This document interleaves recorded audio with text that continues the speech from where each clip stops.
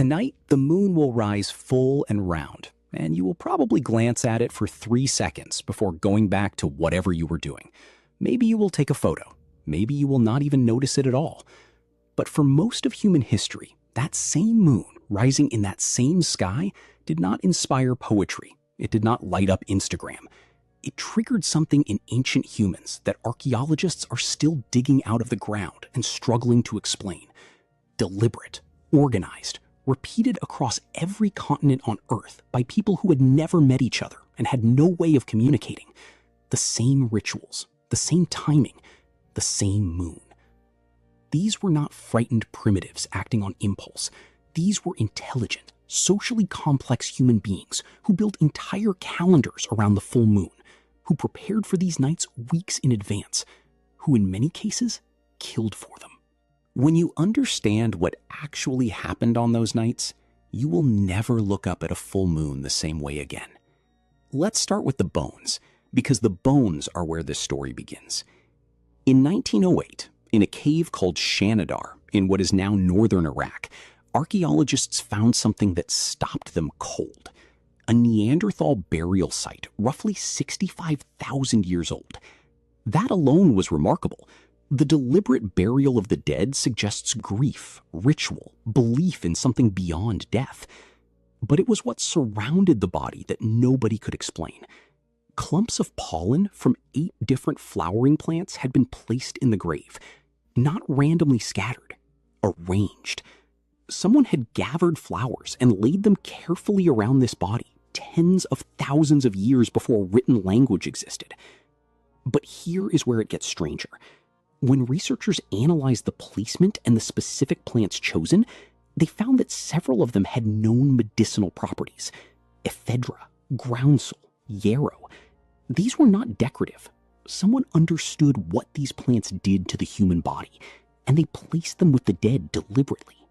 Was this a full moon ritual? We cannot say for certain, but what we do know is that Neanderthals and early modern humans consistently chose the nights of the brightest natural light to perform their most significant ceremonies. The reason is simple, and it tells you everything. These were the only nights dark enough to feel supernatural, but bright enough to actually see what you were doing. The full moon gave ancient humans 4 to 5 hours of usable light in an otherwise completely black world. No street lights, no candles for most of this period, just absolute darkness except for fire and whatever the sky provided. A full moon on a clear night produces enough light to read by. For people living in that darkness every other night of the month, the full moon was not a phase of the lunar cycle. It was an event. And they planned around it. Researchers studying the Lascaux cave paintings in France, some of the most famous prehistoric art ever discovered at roughly 17,000 years old, noticed something in the 1990s that had been overlooked for decades. The animals painted on the cave walls appeared in clusters: bulls, horses, deer. And when archaeologist Michael Rappengluck cross-referenced the paintings with astronomical data, he found that specific groupings corresponded to star constellations visible during full moons at certain times of year. The caves were not just art galleries. They were astronomical calendars painted in the dark by firelight, recording exactly when the full moon aligned with specific stars, which told people exactly when to perform specific rituals. These people were tracking the sky with a precision that predates Stonehenge by thousands of years. But what rituals exactly? The skull rituals are where things get genuinely difficult to look at. Across archaeological sites in Europe, Asia, and South America, researchers have found a pattern that repeats with unsettling consistency. Human skulls, and in many cases animal skulls, deliberately modified after death. The brain cases carved open, the interior surfaces smoothed, some fitted with handles made from bone or antler, others placed at the entrances to sacred spaces facing specific directions. At Herxheim in Germany, a site roughly 7,000 years old, archaeologists found the remains of hundreds of individuals whose skulls had been carefully processed after death. Cut marks showed deliberate, skilled work. The bones had been cracked to extract the marrow, and then the skulls were shaped into vessels. The prevailing theory among archaeologists is that this was not violence in the way we understand it. It was ritual consumption, the act of taking in the essence of another person or animal, their strength, their spirit, their knowledge.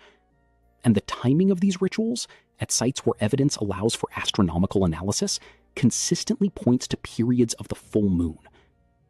The logic made complete sense to ancient humans. The full moon lit the ritual space. It marked the calendar. It was the eye of whatever force governed the sky, looking directly down at what you were doing. Performing the most significant act you could perform on the most visible night of the month was not coincidence. It was the point. The animal rituals follow the same pattern.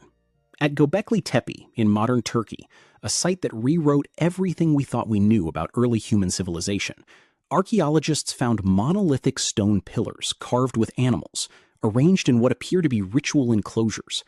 The site is roughly 12,000 years old. That is 6,000 years before the pyramids. These people were hunter-gatherers. They had not yet developed agriculture, and yet they quarried and arranged stones weighing up to 20 tons with a sophistication that researchers still struggle to explain. What the carvings show is striking. Vultures, scorpions, foxes, headless human figures. The imagery is consistently associated with death, the night sky, and transformation, and the enclosures appear oriented towards specific astronomical events, including the rising of the full moon at particular times of year. The leading interpretation is that Göbekli Tepe was a site for communal ritual gatherings tied to the lunar calendar. People traveled to it from significant distances. They came together on specific nights to perform ceremonies we can only partially reconstruct from what they left behind. But here is what is genuinely unsettling about all of this. It is not that ancient humans did these things. It is that they did them independently of each other, separated by thousands of miles and thousands of years, and arrived at the same conclusions. The full moon rituals of the Aztecs and the full moon rituals of Neolithic Europeans shared structural similarities that cannot be explained by cultural contact. Both centered on specific astronomical timing. Both involved the modification of skulls. Both incorporated animal sacrifice. Both used the altered consciousness that comes from prolonged darkness, rhythmic sound, and ceremonial fire to produce states in participants that we would today recognize as trance. In 1997, neuroscientist Michael Winkelmann published research arguing that these similarities across completely isolated cultures were not coincidence. They reflected something about human neurology. The human brain, under specific conditions, darkness, rhythm, controlled breathing, firelight, enters altered states that ancient peoples interpreted as contact with something beyond the physical world, and they built rituals around reliably producing those states, because in those states, they made decisions, resolved conflicts, processed grief, and prepared for the hardest things human life required of them. The full moon was the calendar marker that told everyone it was time. There is one more piece of this that modern researchers have found genuinely difficult to explain.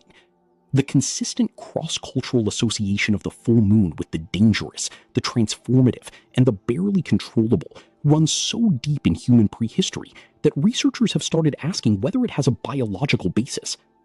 A 2021 study published in Science Advances analyzed the sleep data of 98 individuals in communities ranging from an indigenous group in Argentina with no access to electricity to urban college students in Seattle. Across every group, regardless of access to artificial light, people slept less and went to sleep later in the nights leading up to a full moon. The effect was strongest in the group with no artificial light at all. In the days before the full moon, they stayed awake up to 80 minutes longer than at other points in the lunar cycle. The researchers concluded that humans appear to have an internal biological response to the lunar cycle that predates artificial light by an enormous margin. Our bodies have been tracking the moon for so long that they anticipated. Ancient humans did not choose the full moon for their most intense rituals randomly. Their bodies told them something was coming. The night grew brighter. Sleep grew shorter. The whole community was awake, alert, and primed. They filled those hours with the most significant ceremonies they knew. And then they buried the evidence in the ground, where archaeologists would find it thousands of years later. confused and fascinated and unable to look away. Tonight, that same moon is going to rise. The same one your ancestors watched from cave entrances, with their skulls carved and their fires lit and their ceremonies underway. You will probably glance at it for a moment and then go back inside, where the lights are on and the screens are glowing and the ancient program running in your biology is buried under 1,000 years of artificial brightness. But somewhere in the back of your nervous system, your body already knows the full moon is coming. It has been tracking it your entire life. You just stopped listening.